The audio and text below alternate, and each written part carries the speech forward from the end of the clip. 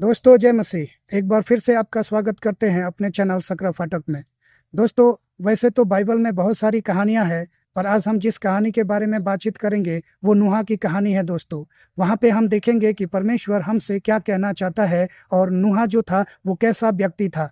दोस्तों, जब हम बाइबल को पढ़ते हैं तो हमको पता चलता है कि जिस समय ये घटनाएं घटी, जिस समय नूहा था, जो जब हम 5 और 6 अध्याय को पढ़ते हैं तो वहां पे हम देखते हैं कि पृथ्वी जो है पूरी तरीके से बिगड़ चुकी थी और कोई भी परमेश्वर को जानने वाला या परमेश्वर की आज्ञाओं को मानने वाला, उसकी छाव पे चलने वाला नहीं था। पूरी तरीके से पृथ्वी जो है बिगड़ चुकी थी, सब दुष्ट बन चुके थे और सारी सृष्टि जो है उपद्रव से भर चुकी थी।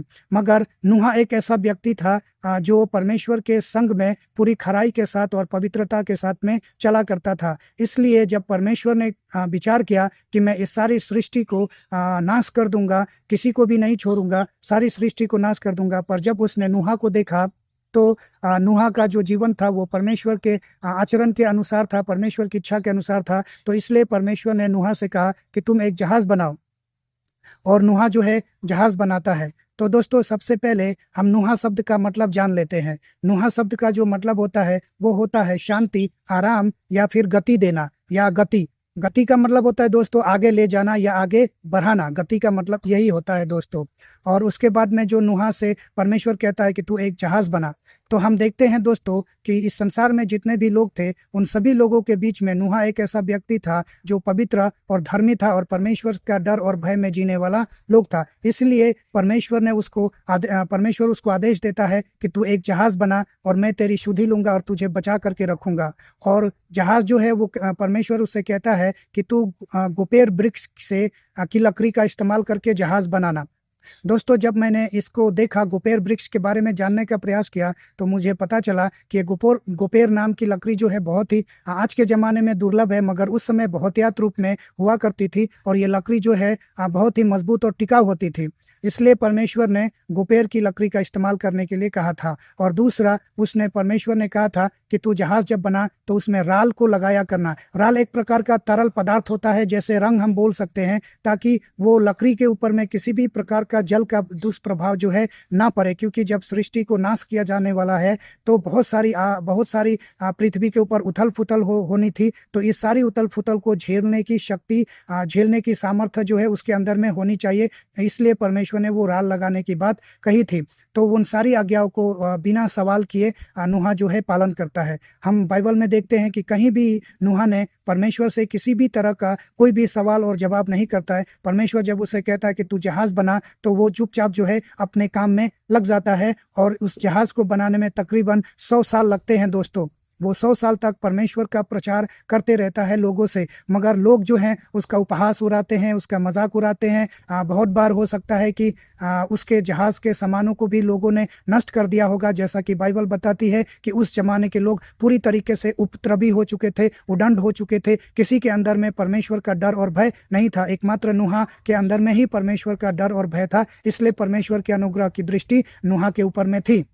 उसके बाद में जब हम लोग देखते हैं दोस्तों कि नूहा 100 साल तक जहाज बनाते रहता है। उसने बहुत सारे लोगों को बताया होगा कि परमेश्वर जल प्रलय लाने वाला है, मगर लोग जो है उसकी बातों को नज़रअंदाज करते होंगे, उसका हंसी और मजाक उड़ाया होगा और उड़ाते होंगे उस समय, और कोई भी उसके बातों के ऊपर में विश्वास नहीं किया। मगर नूहा जो है परमेश्वर की आज्ञा को मान करके चुपचाप जहाज बनाते रहा। तो यहाँ हम देखते हैं कि पहला, नूहा जो है वो धर्मी व्यक्ति था। दूसरा, वो आज्ञाकारी था, परमेश्वर के प्रति आज्ञाकारी था और परमेश्वर के वचन के ऊपर में उसने तनिक भी संदेह नहीं किया। जो भी परमेश्वर ने कहा उसके ऊपर में वो विश्वास किया और चुपचाप अपना कार्य करते रहा। और जहाज जब बन गया तो परमेश्वर ने कहा कि जहाज में एक ही खिड़की होना चाहिए, एक ही दरवाज़ा होना चाहिए। तो दोस्तों, मैंने जब सोचा कि परमेश्वर ने क्यों कहा कि एक ही खिड़की होना चाहिए, एक ही दरवाज़ा होना चाहिए, तो इसका मतलब है, देखिए, परमेश्वर ने कहा है कि मैं परमेश्वर के पास में जाने के लिए मैं ही एक ऐसा दरवाज़ा हूँ जिसके द्वारा कोई परमेश्वर तक पहुँच सकता है।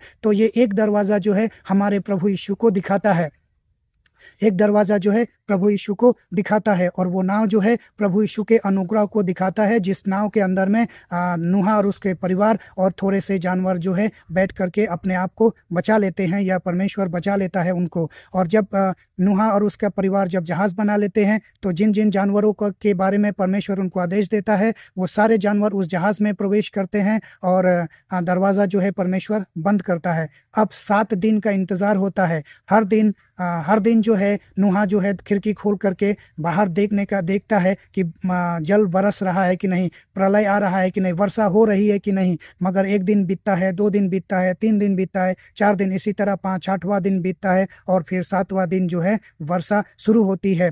भूकंप आता है, उल्कापिंड गिरता होगा, और ज्वालामुखी फट जाते होंगे, बड़ी आंधी और तूफान आया होगा, बड़े बड़े ओले गिरे होंगे, इससे बहुत सारे लोग मारे गए होंगे, लोग भागने का प्रयास कर रहे होंगे, बचने का प्रयास कर रहे होंगे। 2 दिन गुजरता है, 3 दिन गुजरता है, इस तरीके से 7वां दिन जब आता है तो अचानक जो है वर्षा होने लगती है, और लोगों को समझ में नहीं आता है कि क्या करें, और लोगों के अंदर में डर और भय जो है व्याप्त हो जाता है। अचानक धरती का गर्भ जो है फटता है, और धरती का गर्भ फट करके बड़े बड़े फव्वारे निकलने लगते हैं, घर दह रहा है, कहीं पे पेड़ जो है गिर रहा है, लोग पेड़ से दब करके मर रहे हैं, ऊपर से आसमान जो है ओले बरसा रही है, लोग इधर उधर भाग रहे हैं, भागने के लिए कोई पेड़ पे चढ़ जा रहा, कोई ऊंचे और किसी चीज़ के ऊपर में चढ़ जा रहा, कोई किसी और चीज़ के ऊपर में चढ़ जा रहा है, मगर इंसान का सारा भाग और दौड़ व्यर्थ हो रहा है, क्योंकि कोई भी इंसान बच नहीं पाता है। सभी इंसान उस परमेश्वर के क्रोध के ज्वाला में जलने लगते हैं।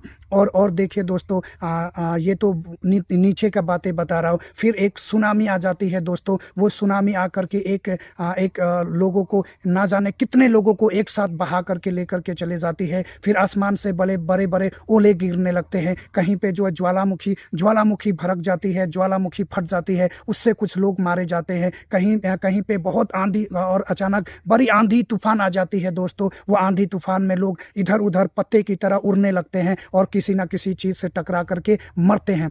चारों तरफ का कल्पना कीजिए दोस्तों, उस समय का जो कल्पना है, आप कल्पना कीजिए कि उस समय का क्या दृश्य होगा, कैसे लोग भाग रहे होंगे, कैसे बचने का प्रयास कर रहे होंगे। उनमें से बहुत सारे लोग होंगे जो अपने लोगों को बहुत प्रेम करते होंगे, प्रेम करने के वजह से वो एक दूसरे को बचाने का प्रयास कर रहे होंगे, मगर कोई भी बच नहीं पा रहा होगा। दोस्तों, ऐसा हम कल्पना कर सकते हैं कि सपोज कीजिए कि एक पति पत्नी है, और पत्नी जो है डूब रही है, और पति भी जो है डूब रहा है, और अचानक उनको एक छोटा सा पेड़ नजर आता है, और वो पेड़ को पकड़ लेते हैं।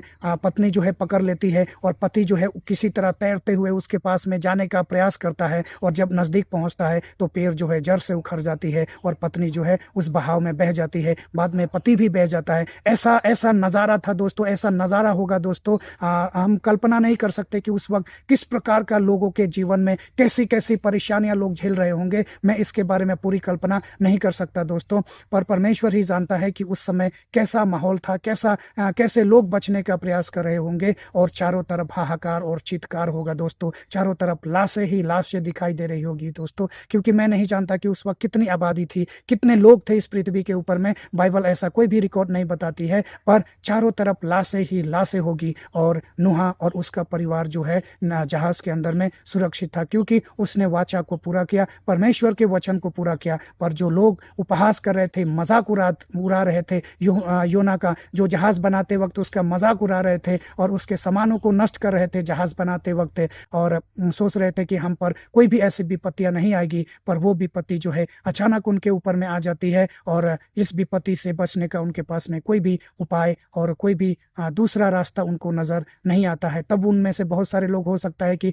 परमेश्वर को आवाज दिया होगा, बचने का प्रयास किया होगा, परमेश्वर से प्रार्थना किया होगा, प्रभु हमको बचा ले, हमको क्षमा कर। मगर परमेश्वर ने बोला, एक बार दरवाजा जो है बंद हो गया तो फिर दोबारा किसी को मौका नहीं मिलेगा, क्योंकि जो जागता है वही उठता है, और जो सोने का नाटक करता है उसको आप जितना भी उठा लीजिए वो कभी भी उठ नहीं पाएगा, मगर जो सोया है उसको आवाज दीजिए वो उठ जाएगा। तो ये सारे लोग जो थे सोए नहीं थे, जगे हुए थे, मगर फिर भी सोने का नाटक कर रहे थे। 100 साल तक 100 साल तक नूह ने प्रचार किया, बारिश आने वाली है, बारिश आने वाली है, बारिश आने वाली है, प्रलय आने वाला, मगर किसी ने भी नूह के बातों के ऊपर में ध्यान नहीं दिया और उसका उपहास उड़ाया। और इसका नतीजा दोस्तों आप लोगों के सामने में है। आप लोग कल्पना कीजिए कि उस समय का दृश्य क्या होगा। ये छोटा सा दृश्य मैंने आप लोगों को बताया है, वो भी पूरी तरीके से नहीं बता पाया क्योंकि ये मेरे कल्पना से बाहर की बातें हैं। हमको परमेश्वर के साथ में मिल करके चलते रहना चाहिए और परमेश्वर के अनुग्रह में हमको बढ़ते रहना चाहिए। तो परमेश्वर आप सबको इस नूह की कहानी के द्वारा आशीष करे और आपको आगे बढ़ाए, ऐसा मैं विनती और प्रार्थना करता हूँ परमेश्वर से। और मिलते हैं फिर किसी दूसरे वीडियो में दोस्तों, तब तक के लिए जय मसीह।